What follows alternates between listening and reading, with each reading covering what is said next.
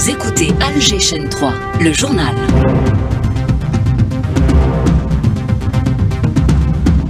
Prise en Conseil des ministres, le congé de maternité sera prolongé, une décision largement saluée. Il y a eu aussi cette question concernant l'approvisionnement et le contrôle durant le mois de Ramadan. Processus de révision des lois sur les partis et sur les associations, les commissions du Conseil de la Nation installées dans le cadre de l'enrichissement des textes proposés. Introduction officielle en bourse de la start-up Moustachir, la cotation est effective. La cérémonie a été présidée par les ministres des Finances et de l'économie de la connaissance. Crise politique en France, Paris tente de détourner l'attention de son opinion publique en braquant les projecteurs sur l'Algérie et d'autres anciennes colonies. Un aveu d'échec sans appel. Au Proche-Orient, agression contre Gaza toujours en cours et en Cisjordanie occupée, les forces d'occupation poursuivent leurs exactions. Mondial de handball, le 7 national dispute son premier match face au Danemark en match d'ouverture ce soir. Madame, Monsieur, bonjour. Le président de la République souligne que l'exercice du droit syndical est garanti en Algérie. L'État s'engage à le respecter, a affirmé Abdelmajid Tebboune hier en réunion du Conseil des ministres. Les syndicats doivent être forts et promouvoir le dialogue, insiste le secrétaire général de la centrale syndicale, Amr Takjout, joint par Hafid Hamouche. On se réjouit bien évidemment que cette expression est faite très fortement en disant que l'exercice syndical est consacré. Maintenant, les mécanismes et les outils réglementaires qui régissent un petit peu l'exercice syndical, s'il y a des insuffisances, je pense qu'il faut les relever, il faut les discuter dans la sérénité, la tranquillité. Ce qui est important, c'est le dialogue social, c'est le lien avec le dialogue social. C'est à travers le dialogue social, c'est à travers la discussion, c'est à travers cette culture qui est nécessaire aux partis économiques, sociaux, gouvernementaux de se retrouver et de discuter, qui est intéressante doublement. Le patron de l'UGTA a par ailleurs salué la décision prise de prolonger la durée du congé de maternité. Amr Takjout. Cette question a été exprimée le 1er mai au président de la République au niveau de la centrale. Il a été très réceptif, donc il a accepté de revoir et de permettre aux femmes travailleuses de retrouver un petit peu une certaine largesse dans la prise en charge de leur progéniture. Ça, c'est important et c'est une avancée dans la société. C'est pas rien, parce que permettre un prolongement de maternité, c'est permettre aussi aux femmes travailleuses l'accompagnement de ces enfants, c'est un accompagnement qui est nécessaire.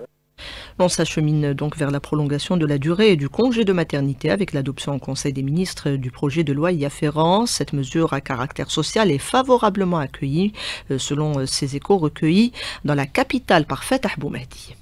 Grâce à la décision prise par Monsieur le Président de la République quant au prolongement du congé maternité, nous avons aujourd'hui l'opportunité de mieux se reposer, de prendre le temps d'éduquer nos enfants, de pouvoir apprécier cette période qui est très importante dans la vie d'une femme. Je suis tout à fait d'accord qu'il prolonge le congé de maternité. C'est peu les 3 mois pour un enfant, au moins 6 mois, juste pour un allaitement maternel. Après, la maman peut reprendre son travail. Les 6 mois premiers, il faut allaitement maternel. Pour le bébé, et qui perd 6 mois, quand même 3 mois. Et on vous propose à présent de suivre ces quelques réactions recueillies ce matin à Al-Bayt. هذه حاجة مليحة بالنسبة للأم بحد ذاتها وبالنسبة للطفل في هذيك الفترة كاين الرضاعة بزاف والأم قاعد تجي تخدم تكون بيرتوربي ما تكونش عندها عقلها دايما في ولدها قرار نتمنوا يولي حيز التطبيق هذا في صالح المرأة والطفل نثمن ونرحب بقرار رئيس الجمهورية وهذا في صالح الأم وصالح الطفل. Au menu de la réunion du Conseil des ministres, également les préparatifs du mois de Ramadan, il faudra actualiser et intensifier les systèmes de contrôle tout en maintenant la lutte contre la spéculation. 9000 agents seront mobilisés à l'occasion, nous dit Mohamed Mezresh, directeur général du contrôle économique au ministère. Il est joint par Maïssa Smaïl. On a pris toutes les mesures nécessaires pour s'assurer de l'approvisionnement du marché. On produit de large consommation et ce, en étroite collaboration avec les parties concernées et les secteurs concernés, bien entendu, les ministères, ainsi que le CREA et les associations patronales. D'autres mesures seront lancées en parallèle par les brigades de contrôle en vue de s'assurer de la protection des pouvoirs d'achat des citoyens, la lutte contre la spéculation illicite, la transparence des activités commerciales, la conformité et la qualité des produits mis sur le marché. Pour ce faire, 9000 agents de contrôle seront mobilisés durant le mois sacré et bien avant ce mois dans le même sillage. Il est à noter, dans le cadre de la numérisation du secteur, des plateformes numériques sont adoptées pour permettre le suivi en temps réel du mouvement des marchandises. Cela va contribuer certainement à renforcer la transparence et la capacité d'intervention rapide pour corriger tout déséquilibre constaté sur le marché. Mohamed Mezrach, directeur général du commerce, du contrôle économique au ministère du Commerce intérieur et de la régulation du marché.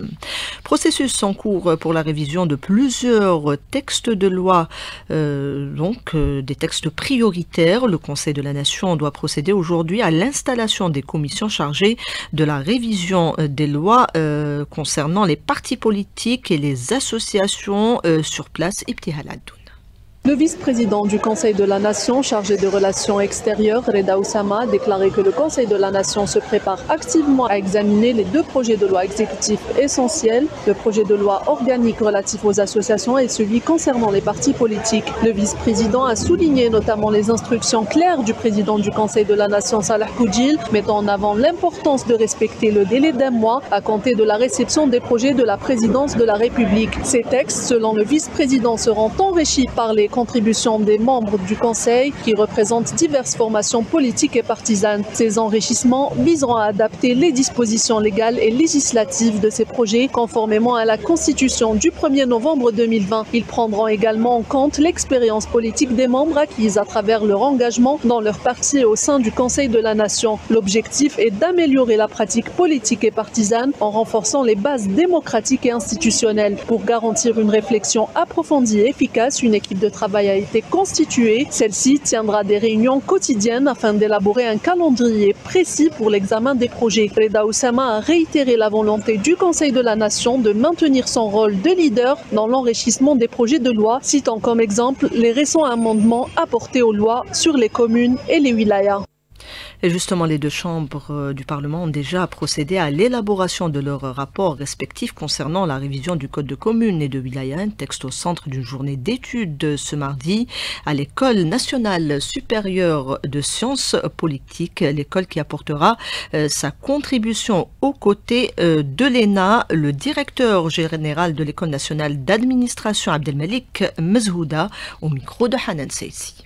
Conscient du rôle que peuvent jouer les deux écoles dans les débats publics, notamment en ce qui concerne la gouvernance locale et précisément je parle des deux projets de loi qui cadrent la wilaya et la commune. Je crois que deux établissements d'envergure peuvent apporter une contribution enrichissante pour les deux projets. Donc partant de cette conscience-là, pour porter ensemble notre approche et notre contribution par l'organisation de cette journée-là, ouvrir un débat pour les spécialistes et apporter peut-être d'autres éclairages, notamment que maintenant le projet de loi est en circulation n'est pas encore adopté, donc le temps est toujours ouvert pour les contributions, pour les apports des uns et des autres. Et en marge de la journée, on a signé la convention cadre de coopération entre les deux établissements qui va permettre aux différentes parties prenantes de profiter des moyens qui existent dans les deux écoles.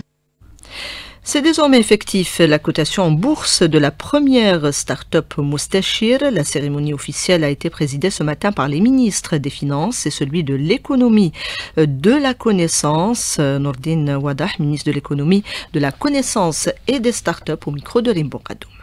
C'est un jour historique pour l'écosystème et pour la bourse d'Alger parce qu'il y a une start-up qui rentre en bourse. Cette rentrée en bourse a plusieurs symboliques. La première, c'est que les souscripteurs aux actions ont fait confiance à cette start-up. Ils comptent gagner de l'argent en mettant leur économie dans des actions d'une start-up. Le deuxième point, la bourse, c'est un moyen alternatif de financement. En plus des mécanismes de financement, les business angels, les venture capital et les fonds d'investissement. Donc aujourd'hui, on ouvre la voie à nos start-up d'avoir une nouvelle option de financement, surtout à un stade mature. La bourse intervient à un stade où la start-up est mature et elle va rentrer dans une phase d'accélération. Le troisième point, avec le recours des cadres de la bourse, aujourd'hui, cette opération a permis à des souscripteurs d'acheter des actions en ligne. C'est une nouveauté qui va permettre d'accélérer les mécanismes de souscription ou d'achat d'actions au niveau de la bourse. La bourse aujourd'hui se modernise grâce à cette introduction de la start-up dans la bourse. La compagnie nationale Air Algérie fait le bilan de l'année écoulée et expose ses projets pour l'année 2025, notamment le renforcement de sa flotte qui débutera dans quelques mois. On écoute le président directeur général de la compagnie, Hamza Ben Hamouda, au micro de Lina Addouche. L'Algérie a réalisé plus de 10% d'augmentation en termes de passagers transportés, qui vaut à 7 958 000 passagers transportés pour l'année 2024. Elle travaille à consolider ce chiffre et à l'augmenter durant l'exercice 2025 à hauteur de 8% éventuellement. Si ça doit se réaliser, ça se réalisera par une augmentation en matière de services aériens, soit sur le réseau domestique ou sur le réseau international. Ça ne se réalisera qu'à travers les nouvelles acquisitions qu'Air Algérie commencera à recevoir à partir du mois de juin, ou à travers les différentes locations et affrètements qu'elle a réalisés pour l'année en cours. L'Algérie disposera d'une capacité supplémentaire assez conséquente pour prétendre à réaliser ses prétentions de l'année 2025. Le président directeur général de la compagnie Air Algérie. L'agriculture, un secteur stratégique, prioritaire. Des efforts sont consentis pour développer différentes cultures, le maïs notamment, où les rendements sont d'ores et déjà encourageants dans le sud du pays, souligne Hanan Labiad, directrice centrale au ministère de l'Agriculture. Elle répondait ce matin à Nariman Mendil.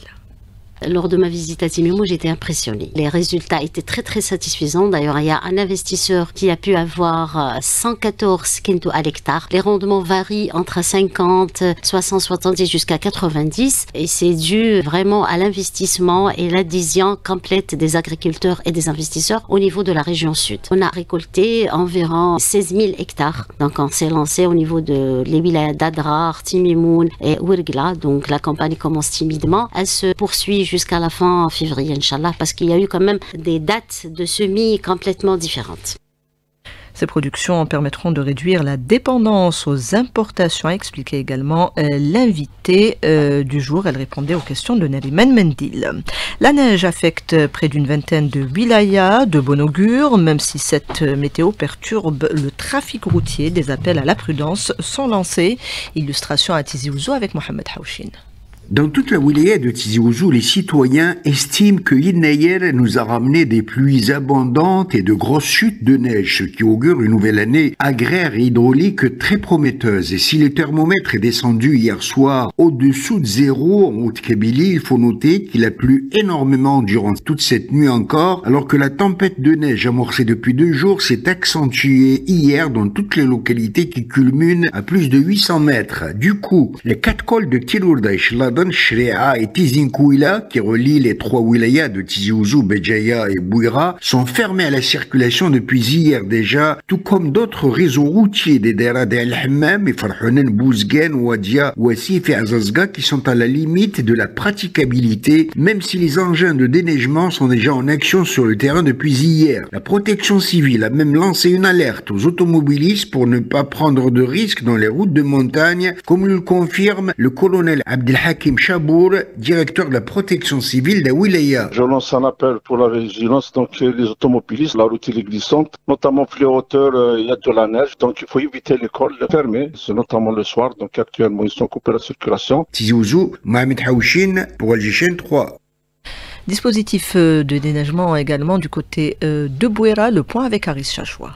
Les services hydropublics font savoir que certaines routes sont coupées à la circulation et que leurs personnels sont déployés sur les lieux avec d'autres services, à savoir les éléments de l'AMP, la gendarmerie nationale, la protection civile, les agents des collectivités locales et des bénévoles. Les axes enneigés sont surtout les routes nationales 15, 30 et 33, reliant la wilaya de Bouira à la wilaya de Tizi Ouzou. Farid Bouabid, subdivisionnaire des travaux publics. Nous sommes en ce moment sur la RN30. Elle est coupée à la circulation sur environ une distance de 8 km, ainsi que la RN15 d'ailleurs. Nous sommes à pied d'œuvre pour procéder à leur ouverture. Nous avons déployé 2 chasse-neige pousseurs appartenant à la direction de travaux publics de Bouira, ainsi que 2 chargeurs réquisitionnés par la DTP. L'opération est en cours. A souligner que les services de sécurité routière confondus appellent les usagers de la route à la prudence durant ces intempéries, notamment sur les axes de montagne connus par le risque de dérapage à cause du gel. Bouira, Aris Chachoua, Algérie 3.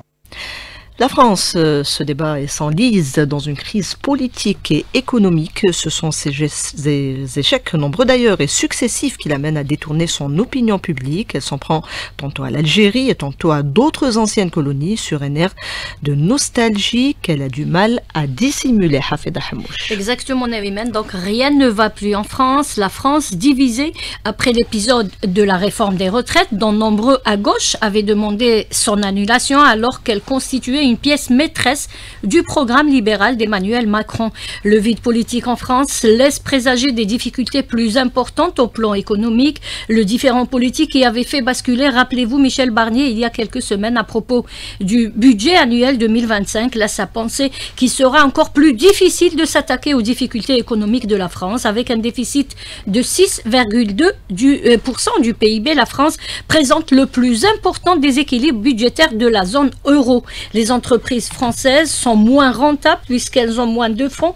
Les Français s'inquiètent à propos de leur système de santé, jugé de plus en plus fragile, ainsi que l'accès aux ressources de base dans l'eau et la nourriture. Ces crises, notamment dans le secteur de l'agriculture, où les manifestations sont de plus en plus nombreuses, impactent la stabilité de la France sur plusieurs plans, notamment politiques. Et pour détourner l'attention, Paris devait se trouver un coupable, l'Algérie, d'où la campagne de haine déclenchée depuis quelque temps. Une campagne basée sur la haine, un fonds de commerce que l'extrême droite sort tel un joker à chaque crise. Si ce n'est pas l'insécurité, c'est l'immigration et donc l'Algérie. En fait, une abondance de critiques de toutes les sphères politiques s'enchaîne à propos de l'Algérie. La France est en perte de vitesse, en plus sur les ruines de son empire colonial qu'elle perçoit toujours avec nostalgie, Naviman. Et cette passe pousse la France officielle, vous le disiez, à adopter une attitude belliqueuse. C'est ce que souligne également l'analyste politique Gamel Abina. Il est contacté par Rabea Slimani.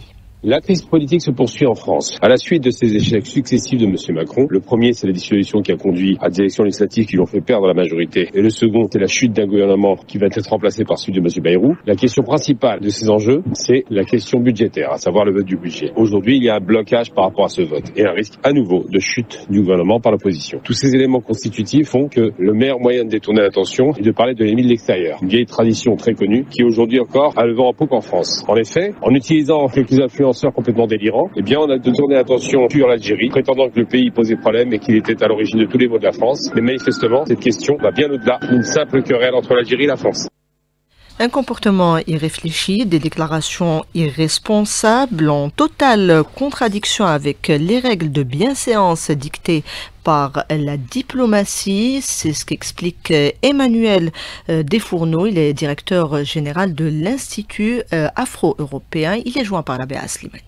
Pourquoi, et notamment la France, n'a pas eu recours au dialogue et à la diplomatie avec le retour des extrémistes et des conservateurs en France? On le voit bien dans cette affaire. On a davantage entendu le ministre de l'Intérieur que le ministre des Affaires étrangères. C'est le ministre de l'Intérieur français qui a souhaité que la France puisse proposer des contre-mesures. Mais cela montre bien le glissement que la France connaît vers l'extrémisme politique est en train de se mettre en place. Le génocide se poursuit à Gaza en dépit des négociations en cours pour une éventuelle trêve. La Cisjordanie occupée n'est pas épargnée. Le témoignage du journaliste Khaled El-Faqih. Des bandes de colons attaquent chaque jour les groupements de Palestiniens. Les colons s'en prennent à leurs propriétés et les agressent dans les rues. Et le gouvernement sioniste les paye pour faire ce sale travail, sans parler du budget octroyé à l'expansion des territoires colonisés. Des dizaines de milliers de terrains palestiniens ont été expoliés. En parallèle, la résistance palestinienne populaire continue de faire face aux attaques des colons et des soldats sionistes qui les protègent. La résistance armée ne fléchit pas en Cisjordanie. Elle a même tué et blessé des soldats et l'occupant n'arrive toujours pas, après 10 jours de l'opération, à atteindre les auteurs de l'opération. Témoignage recueilli par Karima Bennour. Place à présent à l'actualité sportive. Rostom Yahya Cherif, marqué notamment par le coup d'envoi du mondial de handball et en match d'ouverture Algérie-Danemark. Effectivement, ça sera ce soir à partir de 20h30, versé dans la poule B, le 7 national qui affrontera les champions du monde en titre et pays hôte, le Danemark, dans la ville d'Herning. Sur ce match face au Danemark, on écoute le sélectionneur national, Fadour Dehili, au micro de Lotfi Benidir. Jouer le Danemark en ouverture face à son public, c'est une première pour notre jeune équipe. C'est une chance pour les joueurs de jouer ce genre de match de haut niveau. Il faut qu'on profite à fond, il faut jouer sans complexe pour nous permettre de rentrer dans la compétition. C'est des matchs difficiles, c'est un championnat du monde. Le niveau va être très haut. Nous aussi, on a des chances, on va les jouer à fond, Inch'Allah. On va tout faire pour passer au deuxième tour.